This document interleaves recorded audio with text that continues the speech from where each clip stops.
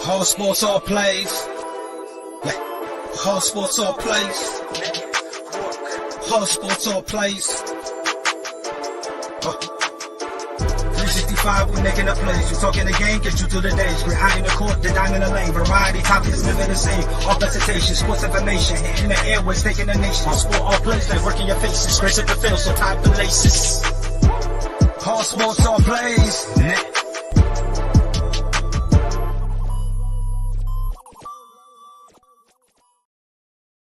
Good morning. Welcome to the All Sports All Plays Network in the morning. I am Ray Cruz. I am one of the hosts here on the show. The other host cannot be here today. He has some emergency stuff to take care of at his other jobs.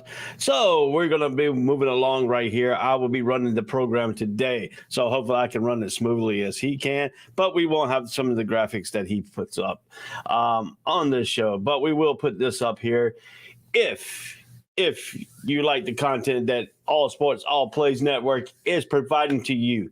Send us some stars. It benefits all our shows on the network, and adding more content will take some priority to some fundings. So if you can help us out to put out more content for you, for great content for us to you, and send us some stars on our Facebook page. So let's get that out of the way here. Let's welcome everybody. Welcome to the show. I am Ray Cruz. Once again, this is the All Sports All Plays in the morning show. We are bringing you to you. We're breaking some good news here. Let's go around the hotline, tip lines, every lines, all the lines that you want to know. Today's show, we will be going with some of the NFL trade deadline winners. Who were the winners from the NFL trade deadline yesterday? They stopped at 4 o'clock yesterday. The college football playoff rankings. What are the surprise? That's what we're going to cover some today. Michigan State, 4 players got suspended for the fight after their game with the Michigan Wolverines. Astros and Phillies, the World Series talk. We'll bring some of that here. And some surprise firing of the NBA. So we'll bring all that to you live on the All Sports All Plays Network. Let's get some of this stuff going here. If you want to find us, we're on here Monday through Friday at 10 a.m. Eastern Standard Time. Leave a like, comment, subscribe to our All Sports All Plays Network. Never miss a content. Hit that bell on that YouTube. Subscribe to our YouTube channel. If you're on our Facebook, go to that YouTube and subscribe there too. It helps us out. You can find us on Twitter at ASAP Network 1, Facebook at ASAP All Sports All Plays, at Twitch ASAP Network, and YouTube search for ASAP Sports Network. There you go. You see it streaming down on the bottom there. So you can find us all on there and get us started here, rolling around here. So right now I am doing the show solo, if you can see here. So I'll bring you some good content. This will be a fast rolling pace show. I have to be somewhere at 11:30, so I can run the show all the way up to 11:30 today. I have to be somewhere. I have to leave here by 11:30 or so. I have a couple of meetings I need to attend to on my classwork. So until then, let's move along here to the show. Let's talk about the let's see how we can toy this here. Let me see. I have my notes in order, but I didn't want to do it in order. So now I got to go and get my notes out of order. So a little bit of unorganized here. Let's talk about the NFL trades here. Any surprise out there? Leave us a comment of any surprise there that you want to know, that you thought about the NFL trade. That's what we're talking about, the NFL trade winners. Let's see if we can find some information about the trade winners here on the show.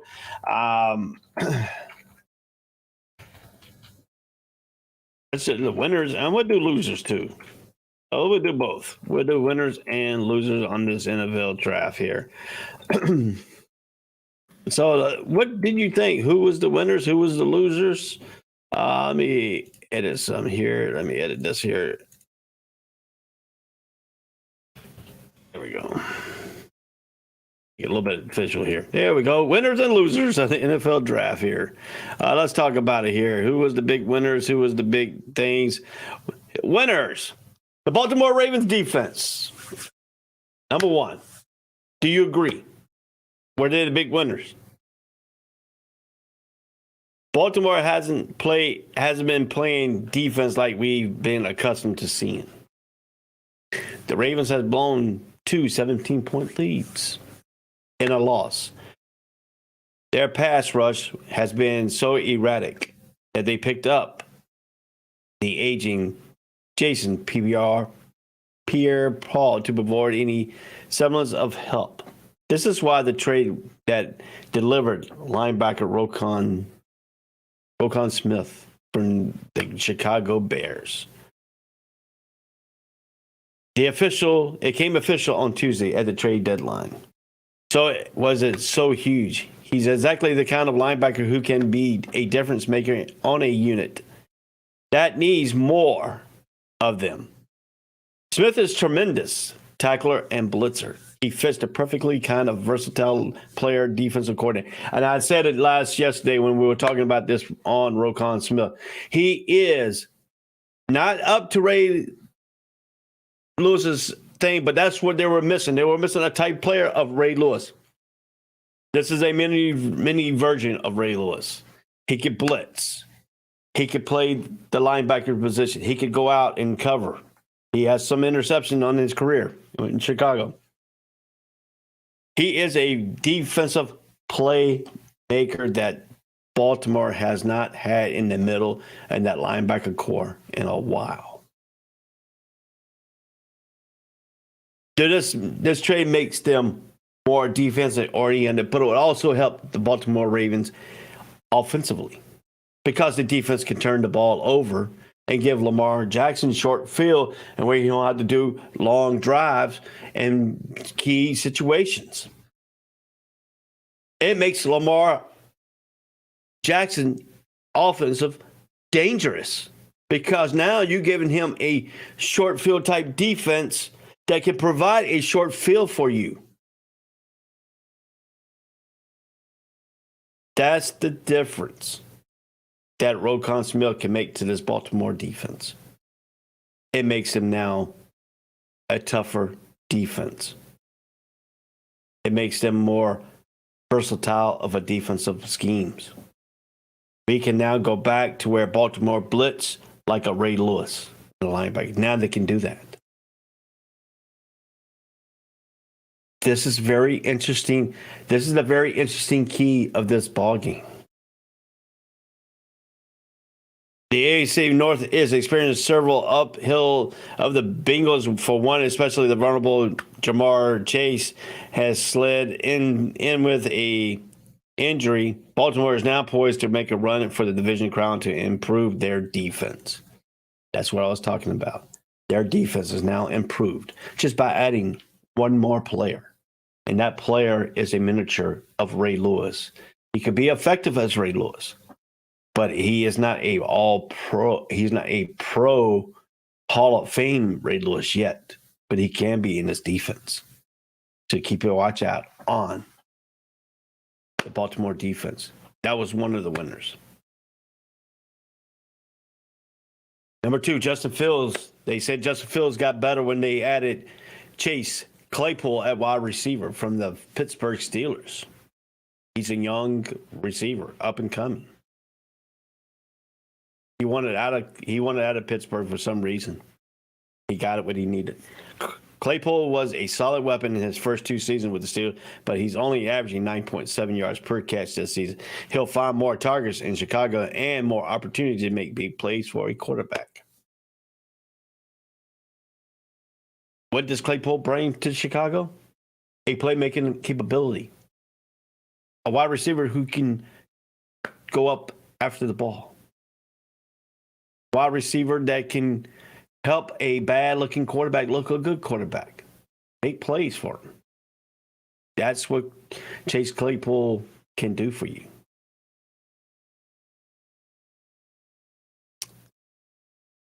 Who now has another surprise weapon to go along with N'Keal Harry. Claypool is especially skilled at the contested catches. He makes life much easier for Fields, who is starting to find a comfort zone in Chicago Bears offense.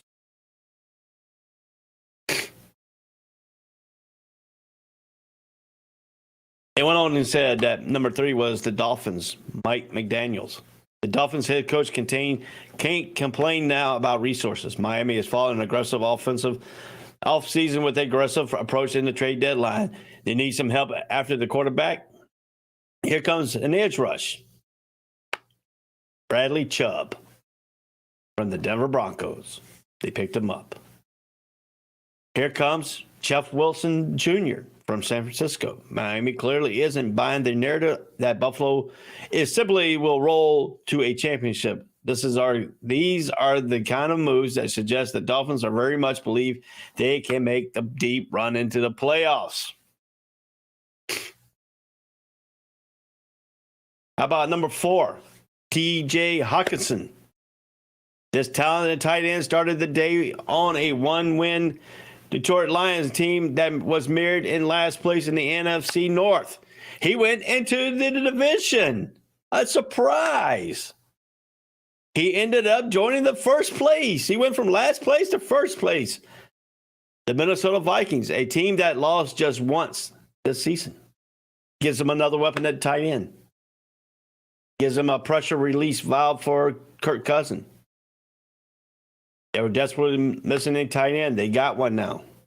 The Vikings don't feed the ball to their tight ends consistently, but it is not hard to see Hawkinson's driving with his new squad. He is effectively as both at blocking as a blocker and a receiver, and he was named to the Pro Bowl in 2020. He's also now playing in his offense with dynamic weapons like wide receiver Justin Jefferson and running back Dalvin Cook.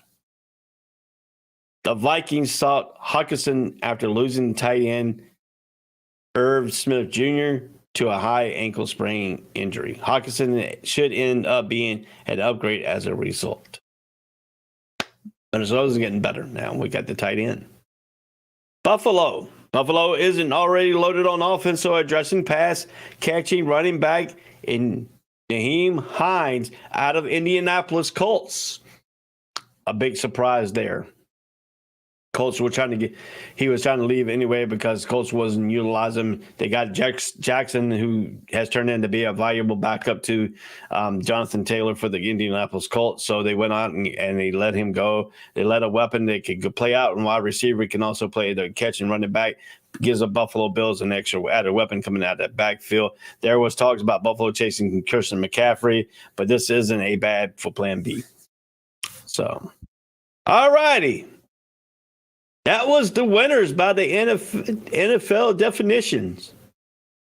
Who are the losers of the NFL draft? That's who we're going to talk about.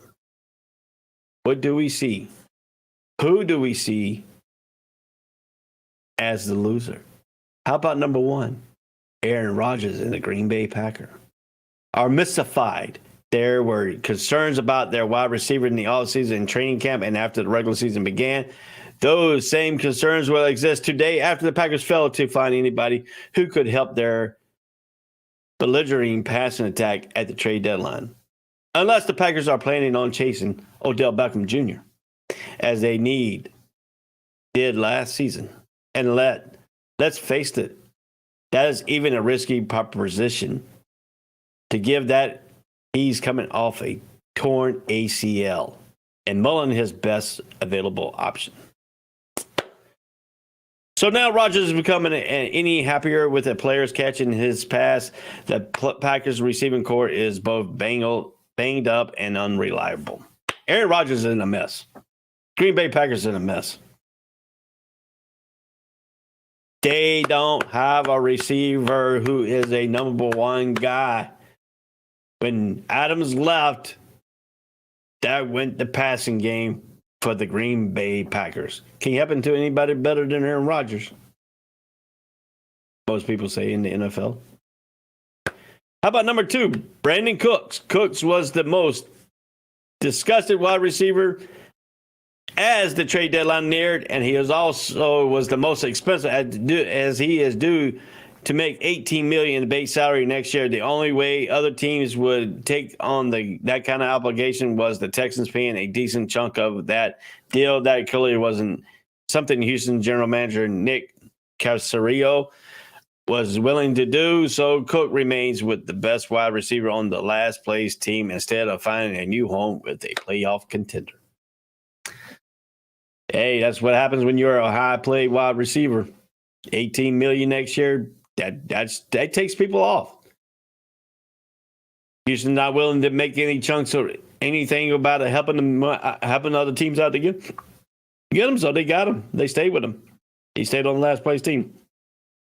How about Cam Akers? The Rams running back has been very unhappy for quite some time. So much that is even head coach Sean McVay acknowledgement that it's probably the best for the third-year running back to find a new home. Didn't.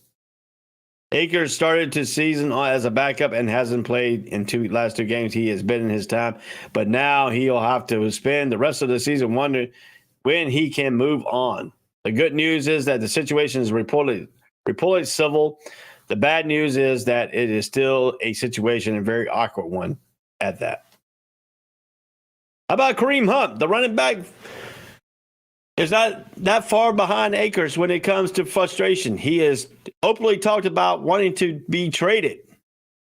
I thought my opinion on this one surprised me. This really surprised me. And when I'm talking about surprising me, I'm surprised that Kansas City didn't try to go back and get him. I understand the bad terms that he left on. I understand the situation he left on. But he has been with the Cleveland Browns for about a year and a half? He has not been in any more trouble. Maybe that sending him away helped him. I would bring him back. I would have Kansas City. I would have brought him back because he was your effective running back. He could have been your effective running back that you needed. But right now on the Kansas City roster, I don't know if my friend Greg will tell me on the Kansas City on Red Kingdom if I'm telling the truth. But I think he would have been your better running back ability at Kansas City right now to have him another weapon. Help the running game, help Mahomes out, getting pressure off Mahomes because now you have effective running back that you got to plan for. But now he's stuck behind Cleveland and Nick Chubbs, and Deshaun Watson will finish his 11-game suspension. Hunt can help them out to do that, even if it's not crazy about his role. So that's something that I was surprised that he stayed. How about the Broncos defense? Arguably, one of the positives for the Broncos this season has been the stellar play of their defense. That unit just lost its best pass rusher when the team traded Chubbs to Miami. The move made sense because Chubb is becoming to the end of his rookie deal, and his injured status makes him risky candidate for a long-term extension. The Broncos already gave Randy Gregory big money, and they made a trade to pick up Jacob Martin from the Jets after dealing Chubb. They are hoping there's enough talent in the mix to make up for the loss of their star. So that is your top 5 losers and winners of the NFL draft. All righty, so we're going to move right along here. We're going to come back. We're going to break up these segments a little bit here. We're going to add a little bit of commercial here. Once we come back on the All Sports All Plays in the Morning show here on. Oh, yeah, make sure you rise and shine. Get your coffee. I got my coffee right here. Coffee. Get your coffee. Come back. Join us on the All Sports All Plays Network. We'll be back.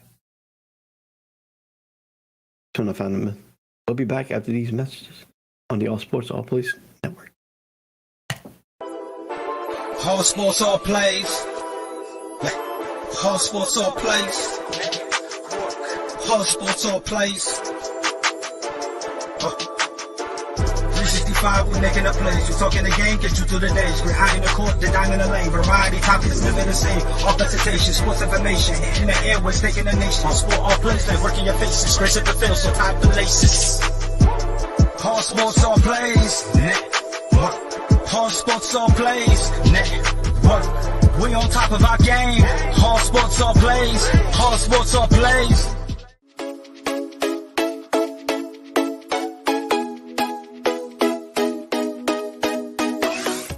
What did you say? I said Kobe Bean Bryant has been overrated ever since he passed away.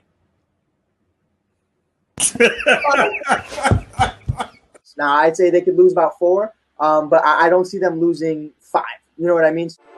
All sports, all plays. All sports, all plays. All sports, all plays.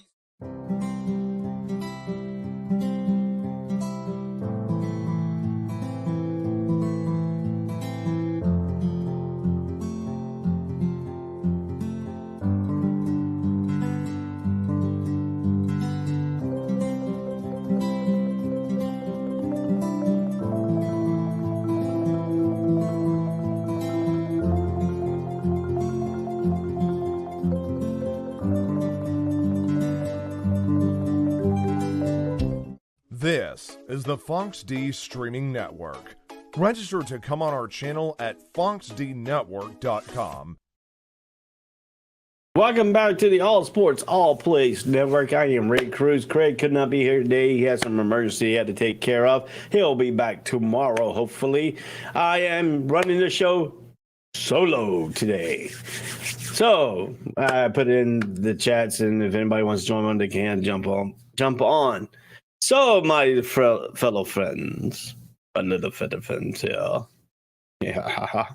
How about this college football rankings? We're going to talk about the college football rankings. Any surprise in the top 5 or the top 6? I had some friends call me up and told me I had the teams right, but I had them in mixed-up order. The first 3 teams I had mixed-up orders. I had Georgia number 1, and when I came in, I had Ohio State number 2, and had Tennessee at number 3, Clemson at number 4, Michigan at number 5, and Alabama at number 6. All that was true, except for the first 3. The college football playoffs said that Tennessee is ranked number 1 in the first college football playoffs rankings. They came out Tuesday. Ohio State number 2, and they moved Georgia at number 3. So, my friends, at number 4 will be Clemson. Number 5, Michigan. Yes, number 6, looking in, is Alabama. Once again, the college football rankings are pushing 2 or maybe 3 SEC teams. If one of these teams falter, Alabama moves right in. This would be the scenario that they really wanted. They really wanted a 3 SEC team college playoffs. ESPN does. They have it. But if Georgia does beat Tennessee this coming up weekend, does that take Tennessee completely, drop them completely out and move them down into 8 or 9 spot? That's an interesting question. We'll see how that plays out. If Georgia loses, is Georgia out of the college playoffs? Because the only team they will lose to so far will be to a number 1 ranked team in Tennessee. Question. How does the Buckeyes fare in this deal? They're number 2. Some guys saying that Ohio State looks dominant. They should be number 1. Tennessee has played great football. Arguably, they beat Alabama. How does Alabama look? Alabama had trouble beating Texas. Most people believe things still help of a referee calling a bogus late hit on the quarterback in the end zone kind of saved Alabama in that game.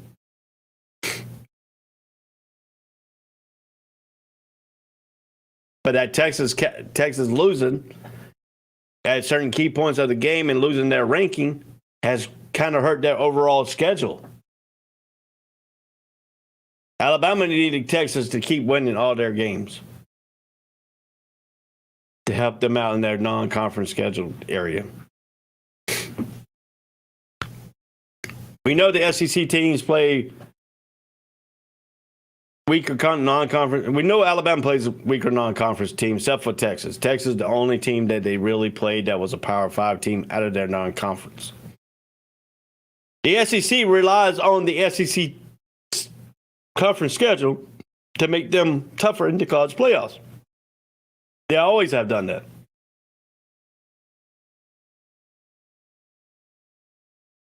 That's why they schedule cupcakes. What they do, like Alabama will schedule a cupcake game the week before they play Auburn. Always have, always will.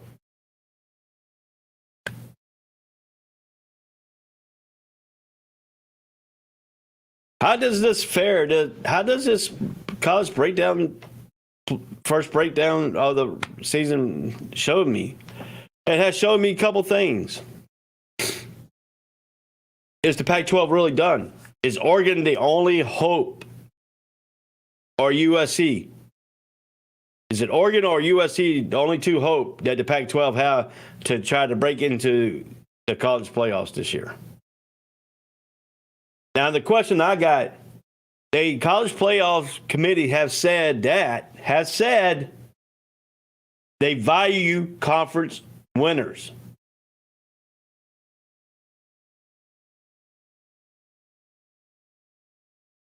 And if they have done that, we would never see two SEC teams in here. So which one is telling the truth?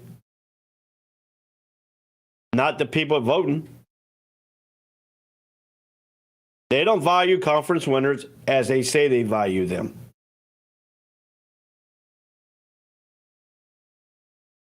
Point blank, we know the SEC makes football money. We know that. That's why these voting committees are screwed up, because they're talking your talking points that SEC is the best conference. Yes, the SEC could be the best football conference. We got that. We can see that because they don't schedule anybody on their non-conference schedule that is worth any 2 cents, because they value their conference teams to get them where they need to be, to get them the wins.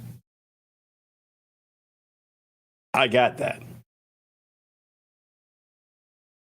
But if you say you value the conference championship, then how does a non-conference champion get in over a conference champion of a Power 5 conference? The playoffs should be broke down to at least 4 power conference teams should be in here that are champion of their conference.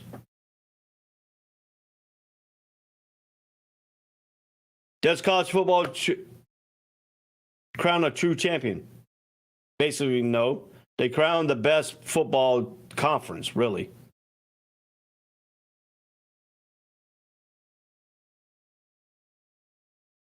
We don't see college football giving any other outside chances outside the SEC, the Big Ten, the ACC, sometimes the Big 12, the Pac-12.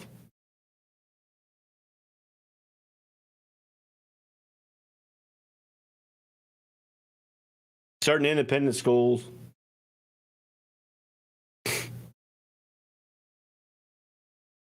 How do we make this better? Because if we go to an 8-man team, SEC is going to get 4 of them in.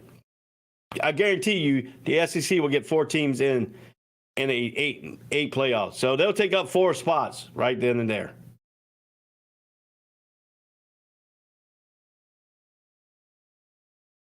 Basically, the championship is going to be the SEC versus everybody else. Basically, this is what this is going to turn into. Possibility you might see 6 SEC teams in the college playoff and go to 8 teams.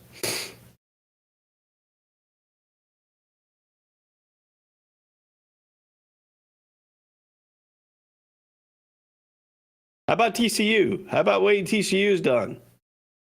TCU's 8-0. They had stretches beating ranked teams. They struggle with West Virginia, non-ranked team. Some people say Clemson don't deserve being the top 4. But they beat some ranked teams in their conference. Oh, that's right. The SEC is the only team that can have beaten quality teams inside your conference. Other conferences, you cannot beat quality teams inside your conference. Question.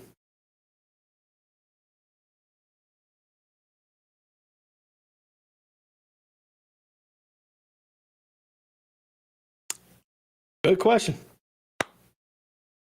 That's a question that people you don't want to believe in. But right now, that to me, really no surprise that at the rankings, at just the 3 different teams at the top that I had wrong. So that was that. I think the Big 12 and the Pac-12 could be the teams that you're looking could be left out of the playoffs once again. Big 10, ACC, and I think the SEC will take up 2 spots. It's just the way it is.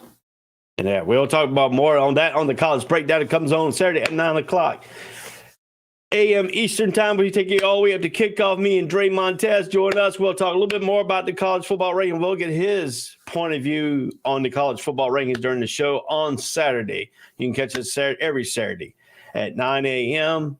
on the All Sports All Plays Network, Facebook, Twitch, Twitter, Live TV, and Roku, and many more places that we can get this thing shows on. So we'll talk about that even more. We're going to go ahead and move right along to the next one here. Michigan State has 4 players suspended. 4 players suspended by Michigan State after the fight they had against Michigan there.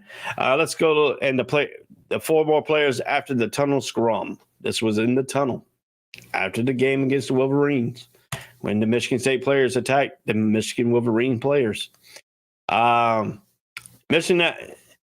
The statement here that was read on ESPN, this is brought to you by All Sports All Plays Network, but this is also an ESPN article that I'm going to be reading from here. It's very detailed. We're going to go through some of this. I'll paraphrase some of this, and we'll talk about some of the issues here that we see in this thing, why this was a big deal. This you want to see good sportsmanship in college football. You want to see good sportsmanship in any sports. You need to start from the NFL, from college. Players in high school and Pee Wee and all that, you're looking up to college players. You're looking up to NFL players. If they see you scrumming, they're going to decide to scrum. Point blank, it just trickles down. Michigan State Athletic Director Alan Haller and football coach Mel Tucker on Tuesday announced 4 new suspensions in the aftermath of the altercation that occurred in the tunnel of Michigan Stadium after the Spartans lost to the Wolverines on Saturday night. Defensive man Jacob Winningham and Brandon Wright and corner Justin White and Malcolm Jones are now suspended indefinitely, which they should be. There's no place in sports in fighting after games, especially in the tunnel.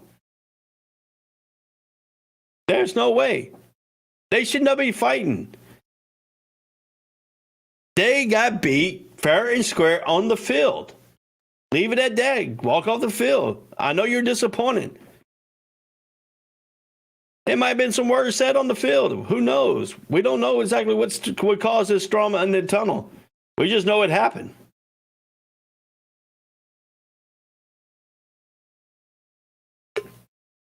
If you look at it, defensive end, previously Michigan State has suspended linebacker Tank Brown, safety Angelo Gross, defensive end Zion Young, and cornerback Kerry Crump for their involvement.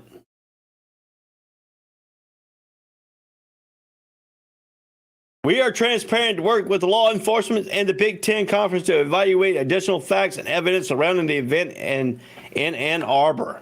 This happened in Michigan.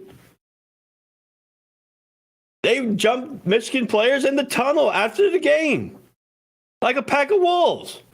They lost the game.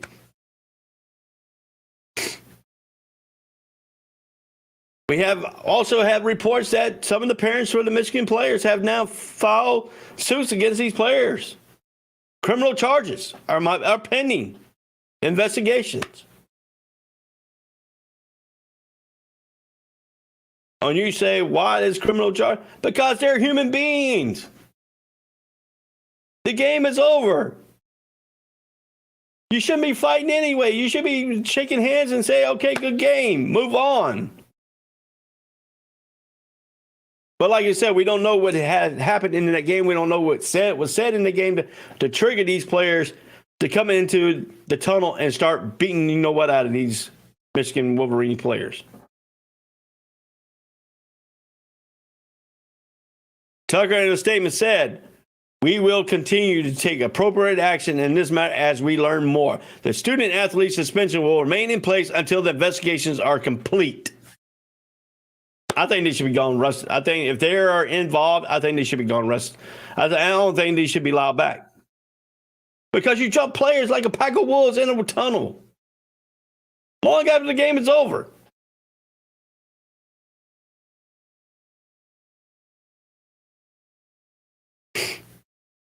Why are you doing this?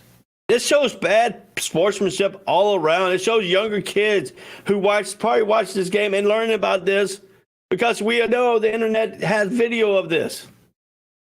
Kids are smart these days. They'll go right freaking YouTube and put it in. What are you saying about sportsmanship after games to kids in high school and down? It trickles down.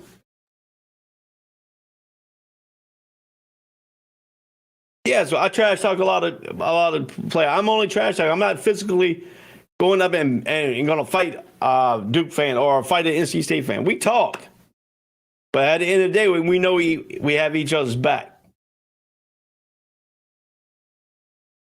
I have a friend that runs a sports club Facebook page, group page. NC State fan. I still join. I still like talking junk to them. But I know if something happens to them and they come to me and need some help, I'll be there for them. Because of the type of person I am.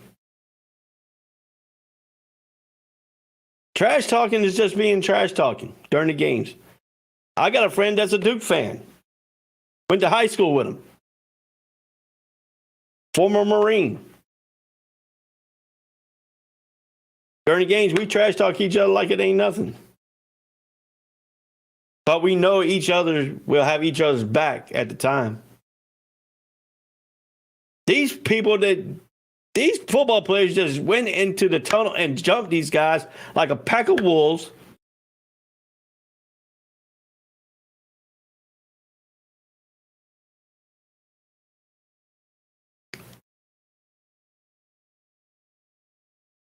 A new video has emerged Monday from ABC, a tunnel camera that showed Crump swinging his helmet at a Michigan defensive back, Gemon Green. The video also shows Wemon putting his helmet back on his head before engaging in a fight with Green.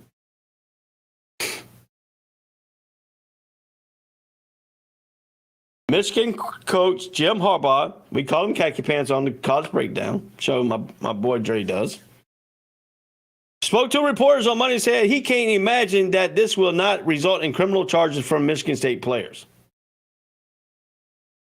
He also stated there needs to be accountability. There needs to be a full, thorough, timely investigation. I can't imagine that this will not result in criminal charges. The videos are bad. It's clear what transpired. This is very open and shut, as they said. Watch the tape. I'm coming from this from a perspective of being a parent. Harbaugh kept on saying, these young men are in trust to me by their families, to our program, and we have the responsibility to each player to treat them like our own. And that's the responsibility I take very seriously. An apology will not get the job done in this instance. There should be serious consequences for many individuals that are capable.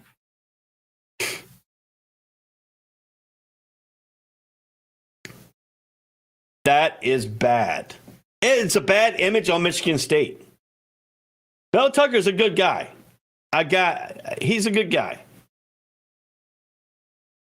Players under him acting like this is surprising to me. because Bill Targo was a stand-up guy here when he was in Jacksonville as a defensive coordinator. Got to know the guy very well.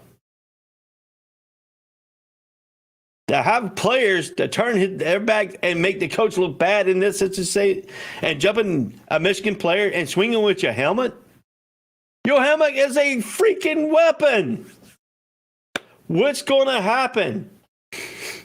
Videotapes have shown that he's swinging helmets.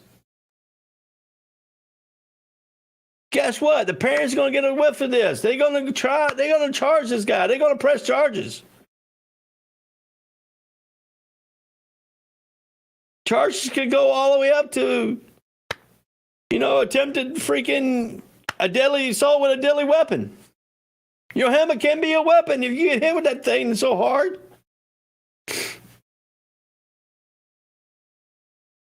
Here on All Sports, All Plays, we will monitor this situation. We'll bring you some more updates if it becomes available on the College Breakdown show that comes on at 9 a.m. Eastern Standard Time. Me and Dre will go over this. We'll talk about this even more and the extent. So after this quick break, we will be right back. We'll be going into the World Series. And the Houston Astros versus the Philly Game 3 played at Citizen Park in Philadelphia. We'll tell you how that goes on.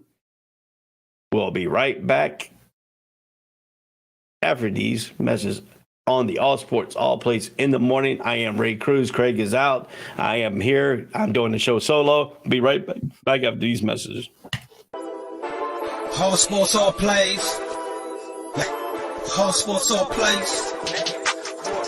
All Sports, All Plays. 365, we making up plays. We talking the game, get you through the days. We're high in the court, the diamond in the lane. Variety topics, living the same. All presentation, sports information. Hitting the airways, taking the nation. All sport, all plays, like working your faces. Grace at the field, so tie the laces. All Sports, All Plays.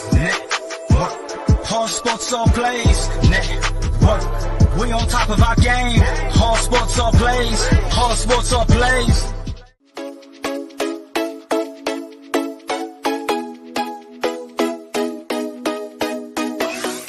What did you say? I said Kobe Bean Bryant has been overrated ever since he passed away.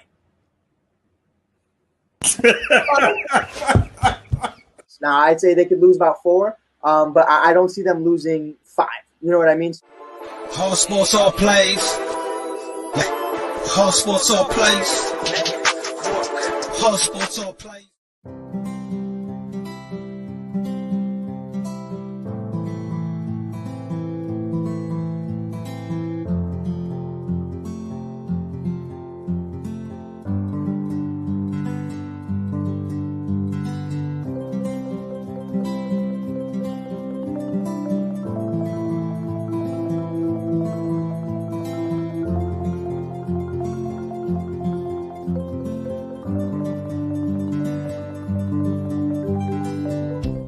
This is the Fonx D Streaming Network.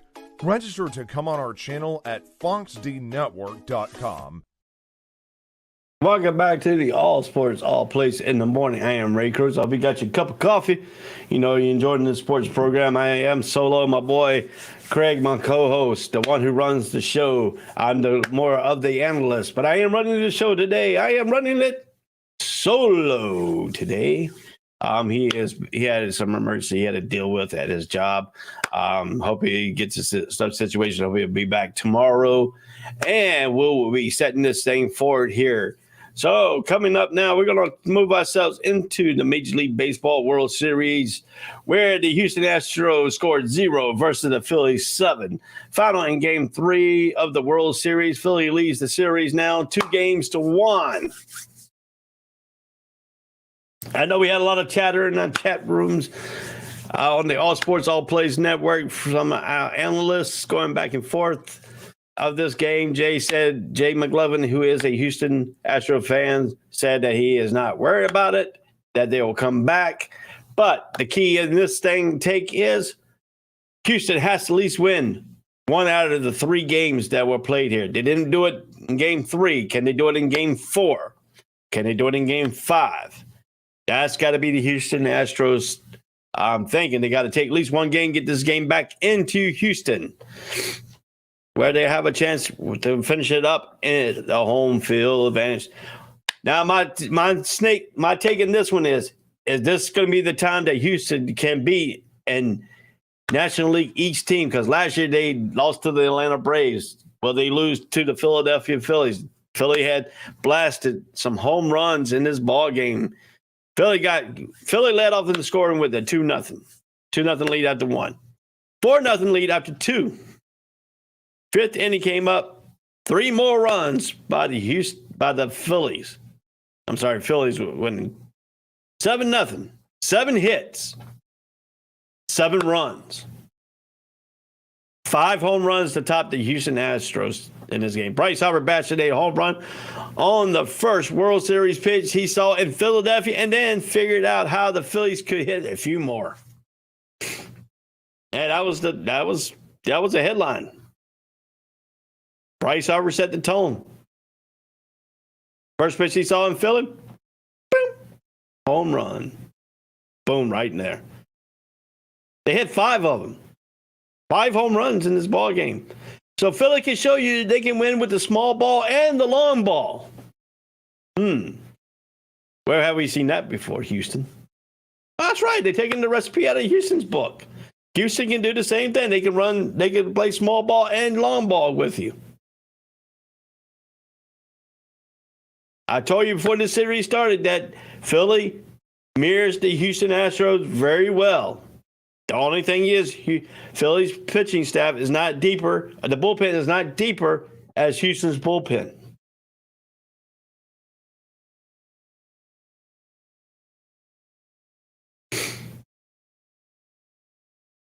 First inning, let's look at this. Harper's home run to the right, 402 feet off Streiber.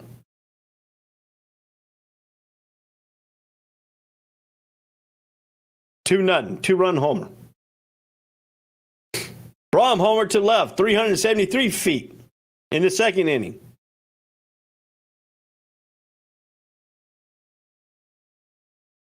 Marsh homer to right, 358 feet in the same inning to make it 4-0 after 2.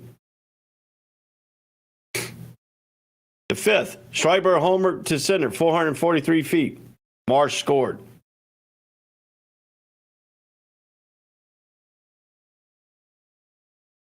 Another 2-run homer. Hoskin homer to left, 374 feet.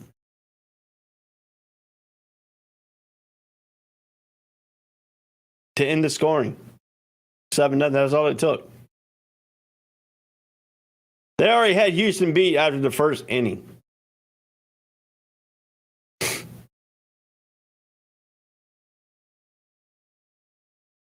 The winning pitcher was Suarez. Went 5 innings, no ER run, 4 strikeouts, one walk. The loss for Houston was McClure, 4 1/3 inning, 7 ERA, 5 Ks, 1 walk.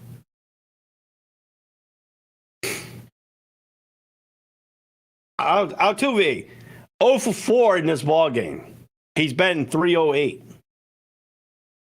for Houston. Pena, the shortstop, 1 for 3.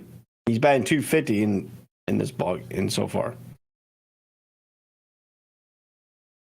Alvarez, left fielder, 0 for 4, batting .091. Bergman, third base, 0 for 3 in this ball game, batting .182. Not getting it done. Tucker, right fielder, 0 for 4, batting .250. Guerrero, first baseman, 1 for 4, batting .250. Hensley, the DH, 1 for 3, batting .333. The pitch hitter, 0 for 1. McCormick, center field, 1 for 3, batting .375.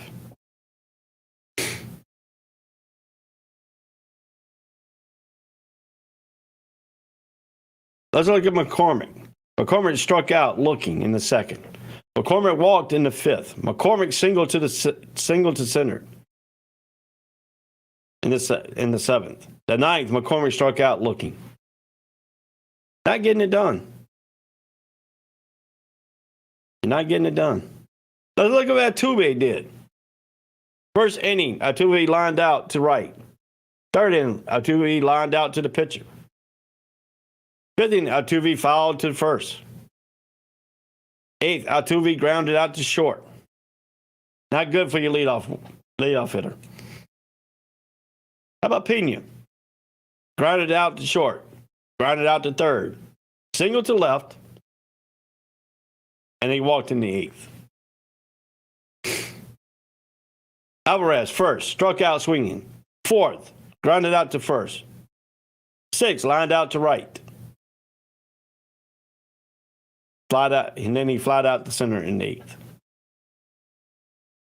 How about Bergman? What did he do? He grounded out to third in the second. He grounded out to first in the fourth. Bergman popped out to third in the sixth. Bergman walked and Pena went to second in the eighth.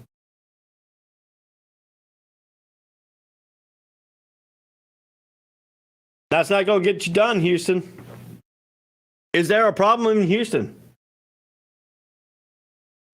Is Houston okay? Has Philly got their number?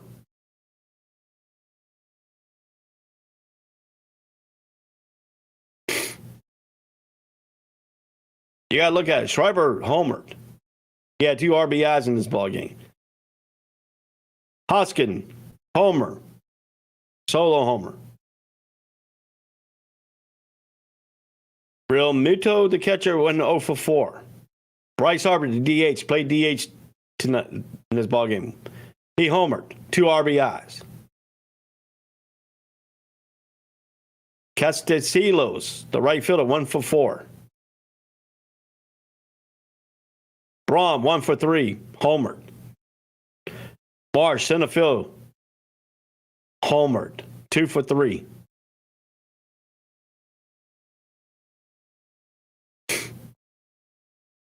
The bullpen, Houston went 3 deep in the bullpen, went 2 deep in the bullpen after McClure's left the game in the fourth and the third innings. Then it came in and pitched 2/3 of an inning. Kuricki came in to pitch the last 3 innings. Cerron, who left after the 5th inning. Brogdon, Philly went 1, 2, 3, 4 deep in their bullpen in this ball game.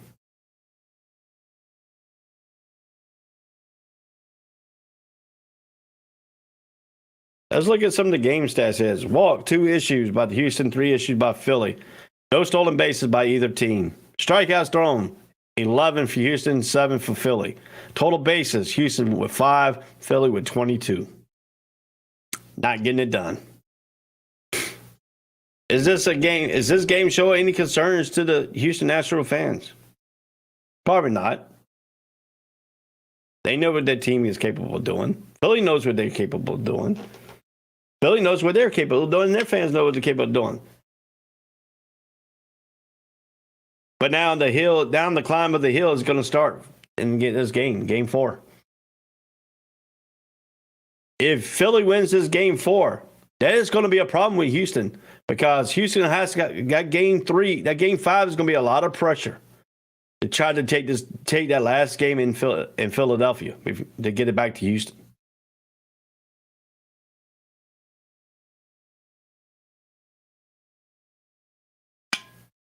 Don't let Philly win 2 in a row. Don't let Philly win 2 in a row.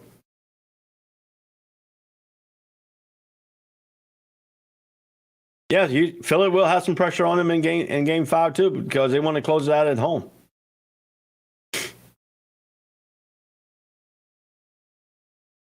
There will be a lot of pressure in these ball games, especially tomorrow, especially tonight for game 4.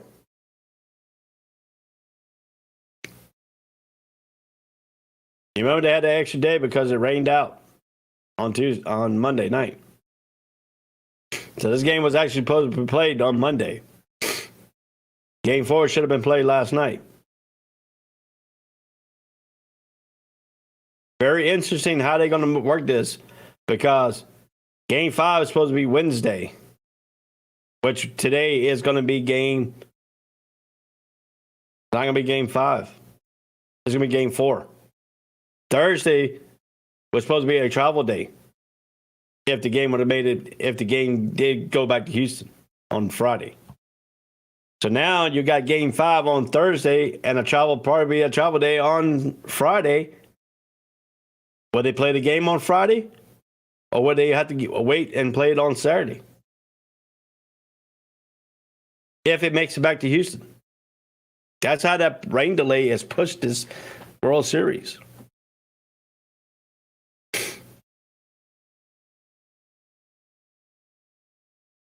You're looking at November 2nd. We're still playing baseball in November.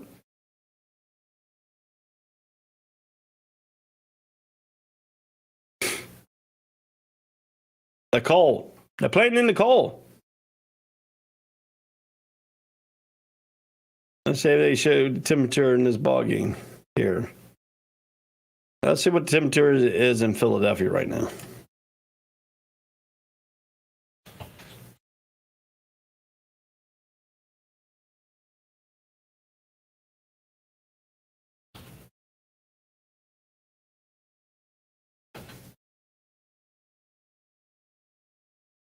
Right now, the temperature is 64 degrees, so it's pretty warm. But by the time game time starts,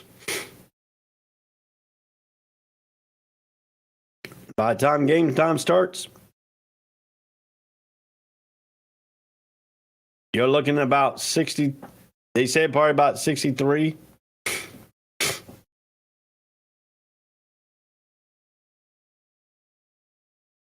Let's see here, the coldest month. Let's see what the coldest month in here is. January is the coldest month in Pennsylvania, registered there. Let's look at the 10-day forecast up in Philly right now. I'm trying to bring up the weather report here in Philly. Wednesday night's low, it's going to be 46 degrees.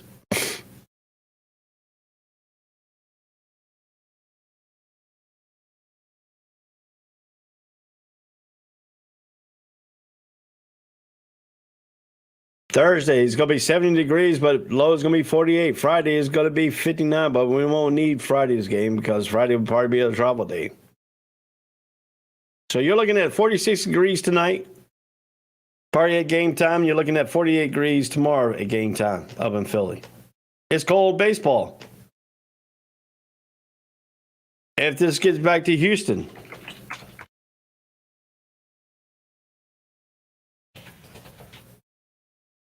and if it goes on a Saturday, it's a little bit different. You're looking at 73 degrees on Saturday and 59 degrees for the low in Houston. Both teams, well, Houston, I think, has a retractable roof. I'm not sure, but I know I know you play in open air up there in Philly. So I mean, there you go. That's what you're looking for in the series here. Let's take a look here. Let's see if I can get to tomorrow's game here to see what he got the game looking like here in Philly tomorrow.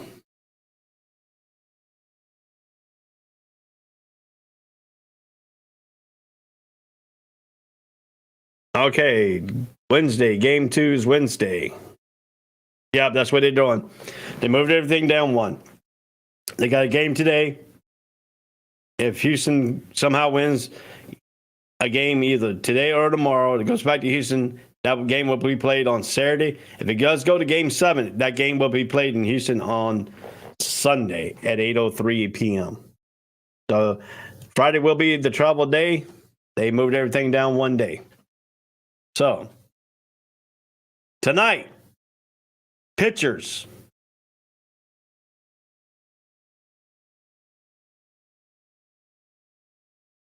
Nolan for Philly. Javier for Houston tonight.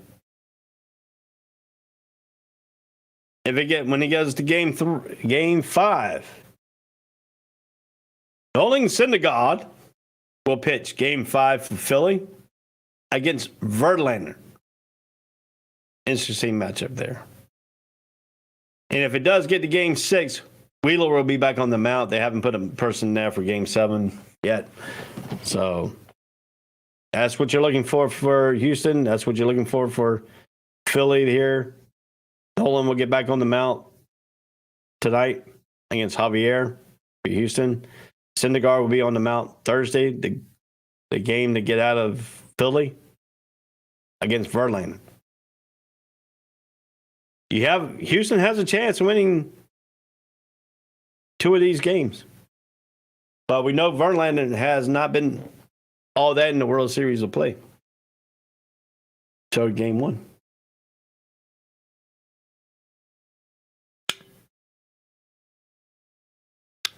So uneasy feeling for Houston and their fans. Even though some of their fans said they were calm and collected. How do we see this?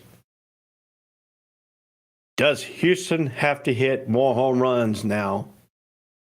Or does Houston go back and play small ball and hopefully Altuve can get on base to give them that running threat to try to offset some of the hitting of Philly?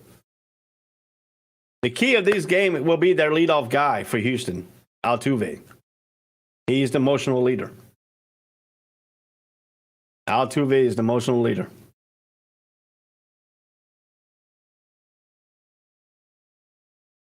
That's the question. If he gets on base, Houston is very good. He sets the tone for the hitting. If he doesn't get on base, you see what Houston has done. Nothing.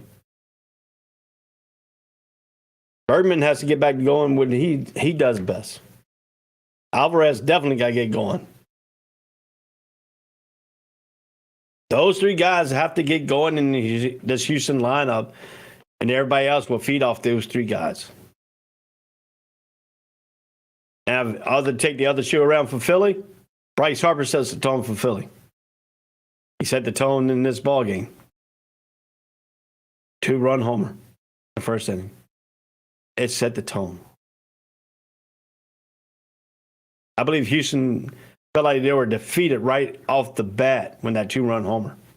And see what I mean, what I'm talking about? This is the difference between the Yankees and the Houston and the Phillies and the Braves. Braves were doing what the Yankees were doing, hitting home runs.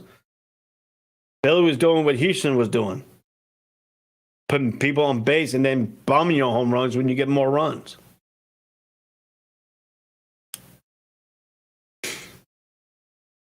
These 2 teams are mirror image to each other.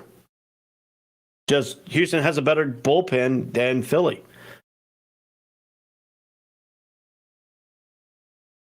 Philly goes a little deep in their starting rotation. But with the big lead, it takes pressure off the Phillies bullpen when they come in. You have to put pressure on Philly. And by putting pressure on Philly, you got to score runs. You can't have a 0 output again. You got to score some runs. Houston's responsibility has to take at least 1 game here to get it back to Houston. Can Houston do that in game 4 or game 5? That's the question. That's the question you have to ask yourself. Now, if Verlander pitches game 5, he might not be available for a game 6 or 7. If you bring him back in game 7, you're pitching him on a 2-day rest. Actually, no, you're pitching him on a 1-day rest. So that's going to be the question. That's where that rain delay kind of messed you up.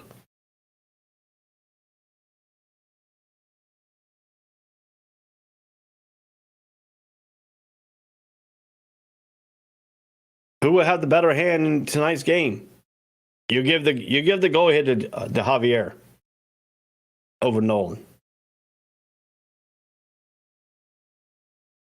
But I don't mean squat in postseason play. You got to deal with hitters like Bryce Harper, who has proven that he can go yard. He's capable. He's capable of get players on. The key for Philly in these ball games has to be the leadoff hitters getting on base before they get to Bryce Harper. Because Bryce Harper can come up and hit you with one swing, can get you 3 runs right off the bat if you get the two leadoff guys. If you get the leadoff guy and the second guy on when Harper comes on.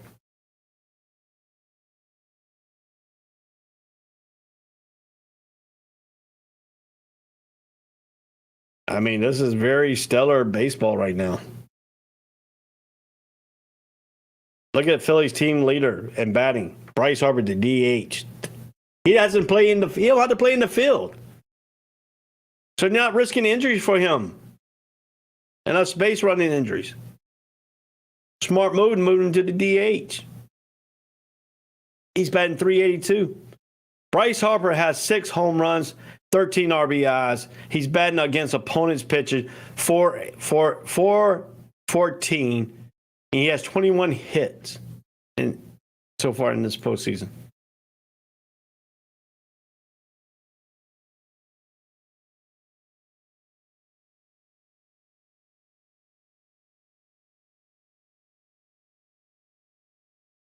Remilio and Streiber also has hit 10, 13.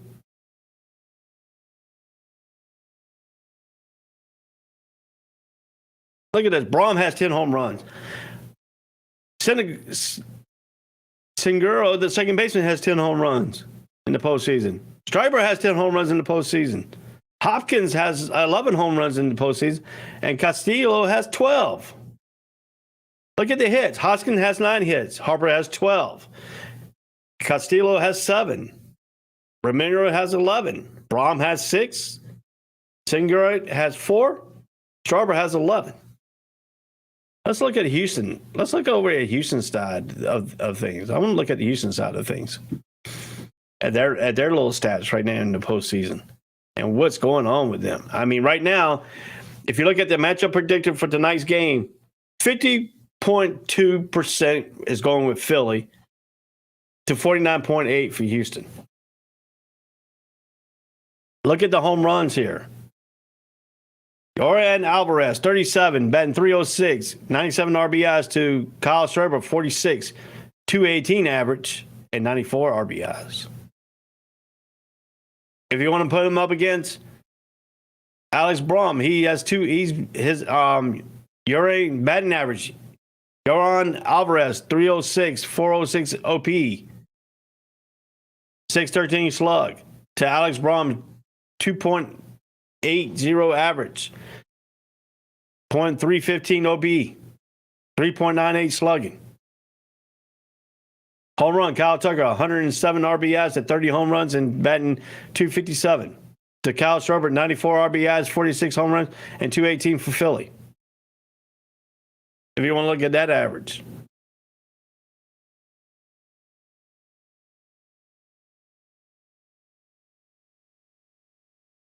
If you want to keep on looking at at the Houston stat, let's go look at Houston. Let's look at their stats for right now. This is a little bit of a difference here. You have Bergman with 12 home runs so far. You have Guerrero, the first baseman, with 14. Pena with 13. I'm sorry, that's hits. I'm sorry, runs and stuff. Home runs, they have 3, 2, 3, 3, 2, 2. 15 total home runs. 80 hits. 15 doubles. 40 RBIs. Total bases 140. Been walked 30 times. Struck out 86 times. Has 41 runs out of 356 at-bats out of 10 games. me go back and take a look at Houston again. I made a mistake on Houston's side. My fault. Let's go look at Philly here.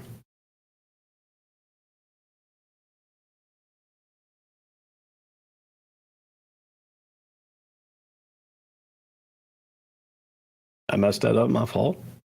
I know I made mistakes.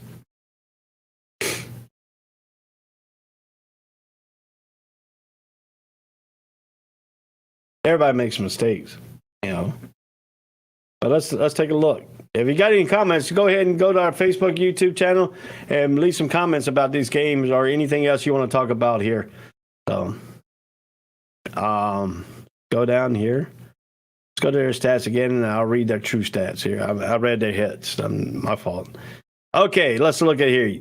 Philly as a team has, out of 14 games, they have 447 at-bats, 72 runs, 104 hits, 28 doubles, 22 home runs, 71 RBIs, 198 total bases. They have been walked 42 times and have struck out 127 times. And they have 4 stolen bases.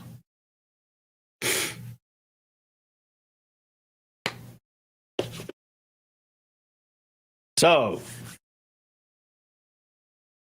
that's the deal for this. That's the deal right now for that. So who do I have winning tonight? I think Houston could come back and win this game. But I think Philly wins it for 1. I think it's going to be a low-scoring game. I think it'll be a 2-1. Phillies. I think Philly goes up 3-1 in this series. So that's just my opinion. But we'll see. We'll see how that goes.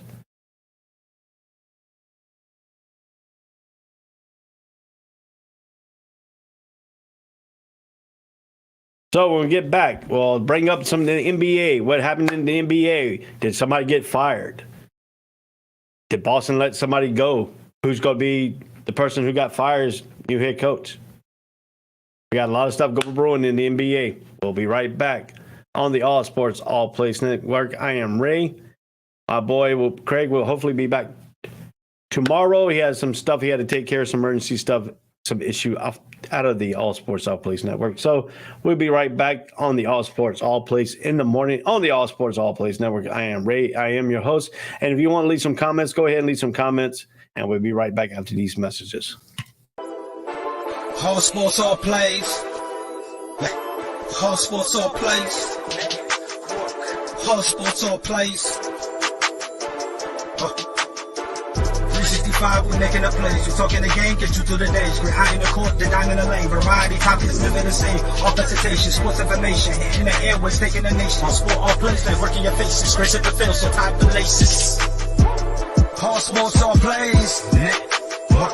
All sports, all plays. Network. We on top of our game. All sports, all plays. All sports, all plays.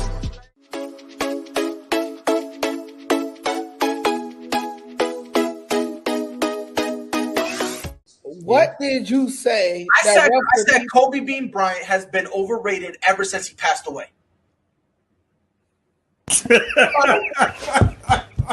Now, I'd say they could lose about 4, but I don't see them losing 5. You know what I mean? All sports, all plays. All sports, all plays. All sports, all plays.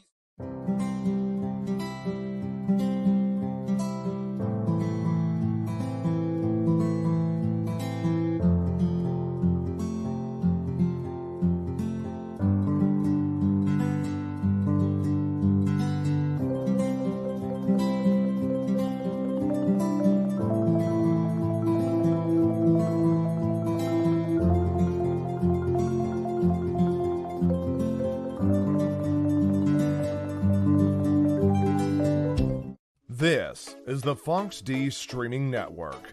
Register to come on our channel at fonxdnetwork.com. Welcome back to the All Sports All Place in the morning show. I hope you got your coffee still. You know, I still got my coffee here brewing. You know, you got to have that big 20-ounce coffee. No, it's not from Wawa. I know it says Wawa in the cup, but I made these myself. So, you know, 20-ounce cup of coffee, you know, you got to get your day going. keep your throat dry, more so you can talk a little bit longer here.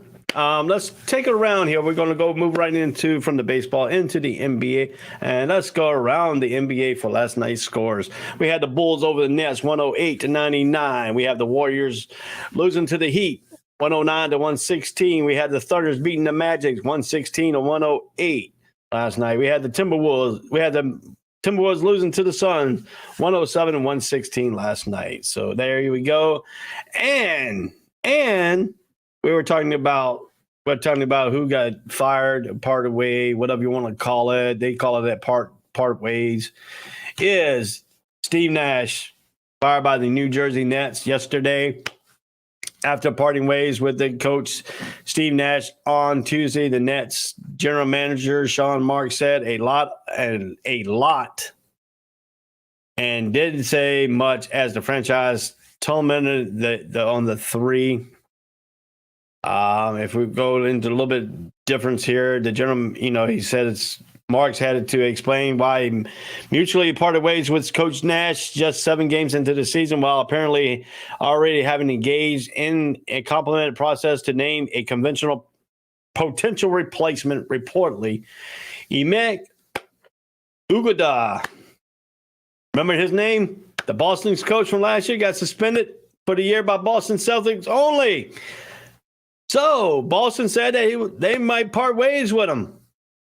Look like the Nets will gain him. It looks like that's what they're heading towards. And if he does get picked up by New Jersey Nets, that means he can start coaching once again in the NBA, because the NBA did not suspend him for a whole year. It was just the Boston Celtics organization that expelled him. And we know how good of a coach he is. Is he the right coach to replace Steve Nash that can control Kyrie Irving, Kevin Durant? That's what he's got to look for. We know Kyrie's been in the news throwing the team into yet another tantrums, which the Nets publicly had done a little about, with Marks having to address numerous questions while Irving was spared from facing scrutiny for a second consecutive day.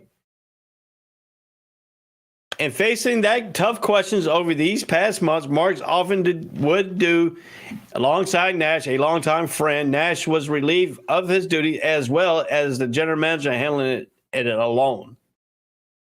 He annotated looked at what Marks said and didn't say, as the franchise faced drama on at least 3 different fronts.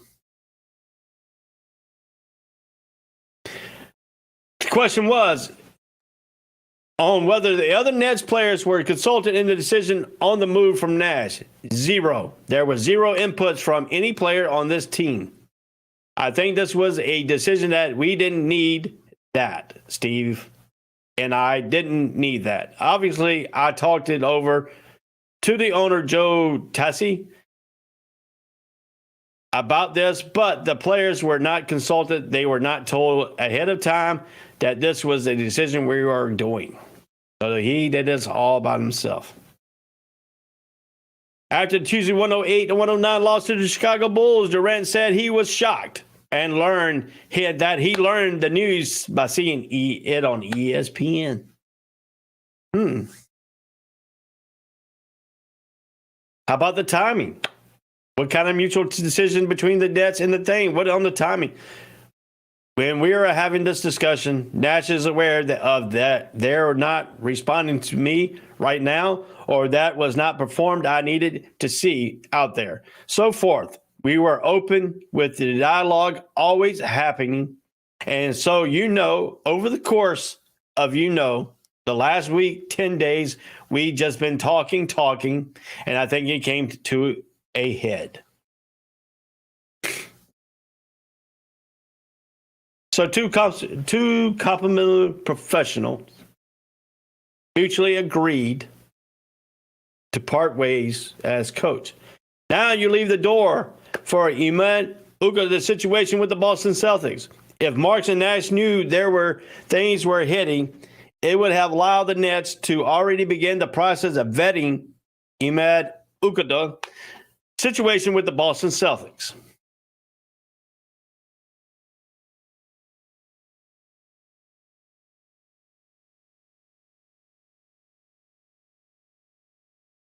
So we bring to the decision who will be the next head coach. Most people feel that Ime Udoka, the Boston Celtics former coach who got suspended, will be the next Nets coach. Is he the right candidate? I believe he could be. I believe he could have respect, shown what he did last year with the Boston Celtics, beside the outside issues he had during the offseason. Took the team and put them into the playoffs, put them into the NBA Finals. Took the team. Can he do that to the Nets? I believe he could. I believe he could get Kyrie Irving straightened out. It might be hard, but I believe he got the respect that he could do it. He could get Durant playing consistently like what Jason Tatum played for Boston last year. I figured that could be in one aspect of a play. What other aspects do we see? Do we see the Nets going out and making some trades to blossom that bench that they're having problems scoring from? I can see that happening.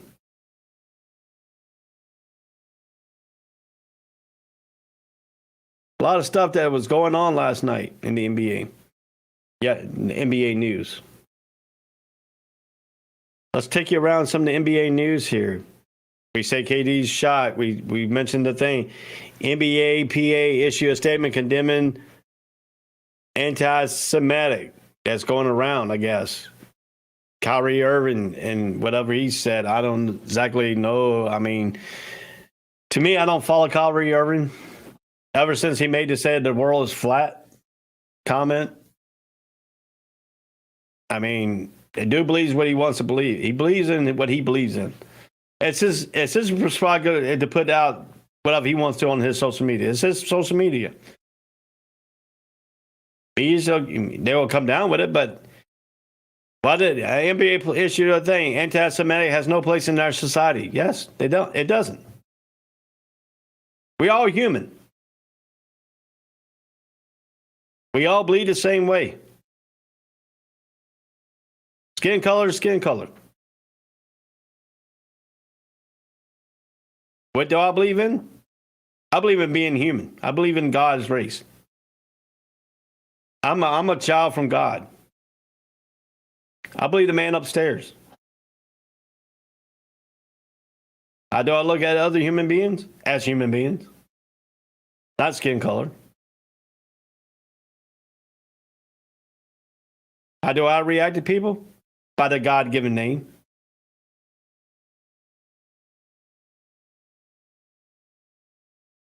Anti-Semitic does not have any place in our society. It doesn't.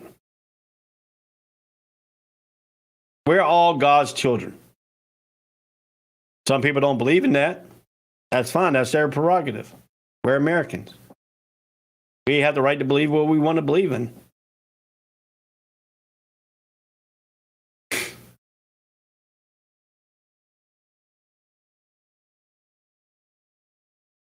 Kyrie, I give it to him. Kyrie believes in what he wants to believe in. That's fine. That's his prerogative. Nobody else can change his mind. Why are we going after him?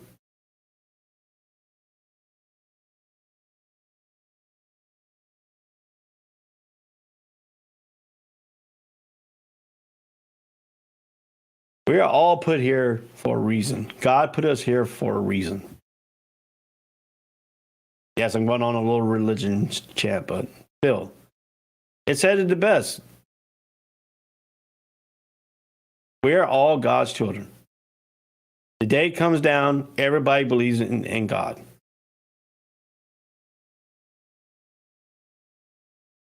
It doesn't matter what your skin color is. It doesn't matter what you believe in, how you talk.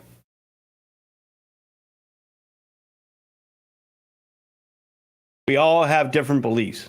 We all have different values and systems. But we all show respect to each other. That's just simple. Stuff that happened here in Jacksonville after the Florida-Georgia game. Painting the scoreboard, behind the scoreboard, with an anti-Semitic message. That was wrong. You tainted you tainted an organization and a game behind, like the Florida Georgia game, to put a big message out. It tainted it. You now have Georgia, Florida, and the Jacksonville Jaguars, who's not even involved in that Florida Georgia game, all had to put out a statement saying they don't support it. You put the organizations and your college organization in a bind by doing that. You're destroying other people's property. We're better than that. That's all I got to say on that. We are all put here by God. And God is our Savior, the person that we answer to. He's our judge. We all go to heaven. We all going to get judged when we get there. If I was you, I'd repent. Start praying and repent your sins. So when the day you come to meet the Maker, you're allowed into heaven.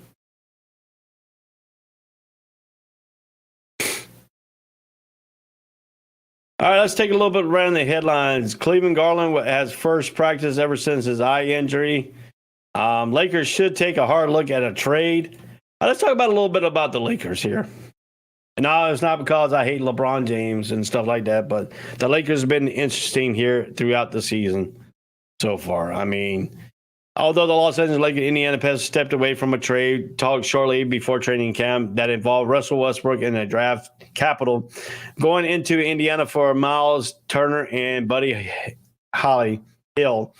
The Pacers center says is a deal that could be worth revisiting. If I was the Lakers, I would take a very hard look with this position that you're in, Turner said, responsible to the questions about potential swap as a guest on ESPN, the Wojo Pod with Adrian Wojciechowski. I know what I can provide for a team, my leadership, my shot blocking, my three-point capability, and just ability to make plays out on the floor. He kept saying, I am very long looked at it. But as far as pulling the trigger, I get paid for shoot. I'm not paid to make these calls. So I can't answer that question.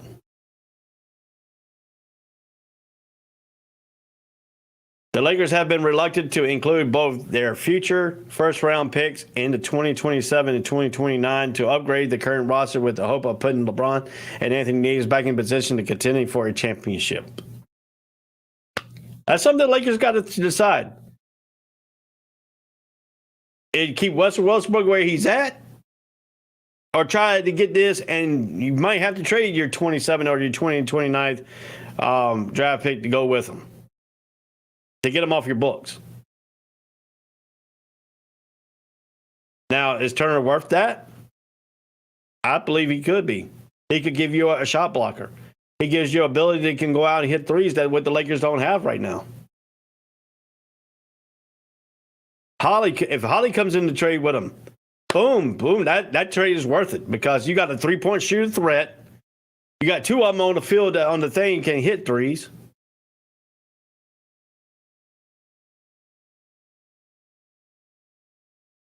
Rob Pelinka, during Pelinka days as a player, agent has connected on 43% of his outside shots, 7 seasons with the New Orleans, Sacramento, and Indiana.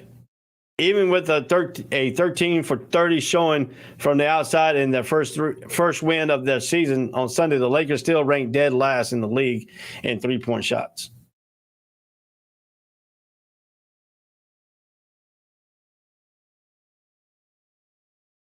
What is your thought as a Lakers fan? Do you pull the trade? Do you pull the thing on the trade? Do you pull it?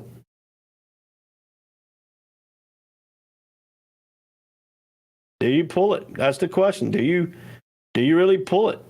Do you pull the trade here? Do you revisit this trade? How about the Lakers fans? Chime in on the Facebook or on our YouTube. on our Facebook or YouTube. Chime in. I want to hear your perspective on this.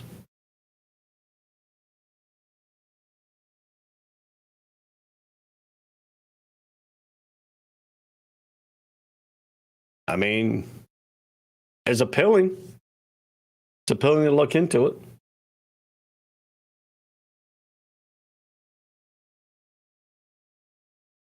It's a very, very appealing way.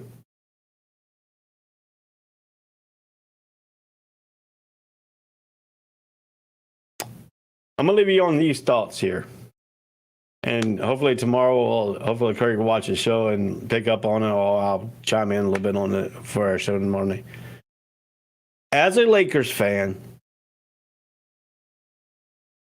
do you feel that you have to get rid of Russell Westbrook, and would you look at this Indiana trade? That's the thing that you need to think about. Would the Lakers revisit this trade deal?